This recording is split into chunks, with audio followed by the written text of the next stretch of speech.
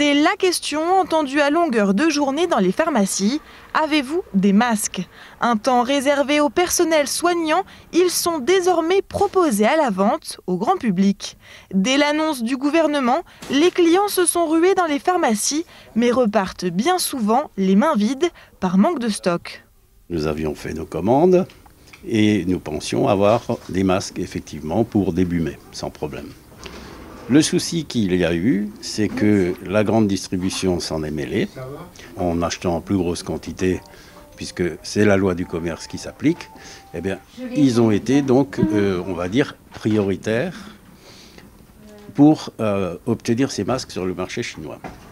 Ce qui nous fâche, c'est que chez nous, les masques ont été réquisitionnés pour les professionnels de santé. Et puis là, tout d'un coup, on nous dit que la grande distribution peut en donner. Donc, comprenez bien sûr notre agacement. Et ce que ce pharmacien redoute, c'est qu'avec les ventes désormais autorisées en grande surface, les masques soient mal utilisés. Dans les officines, la sensibilisation au port du masque est largement présente, car son efficacité dépend de sa bonne utilisation. On les prend par l'élastique pour le toucher le moins possible, en ayant la barre vers le haut et les plis vers le bas. On le place comme ceci sur le nez. On appuie bien de part et d'autre du nez pour bien le placer.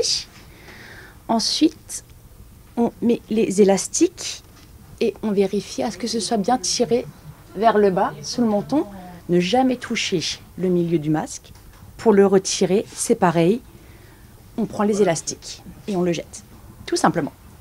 Selon les annonces du gouvernement, toutes les enseignes de grande distribution seront habilitées à vendre des masques à partir du lundi 11 mai.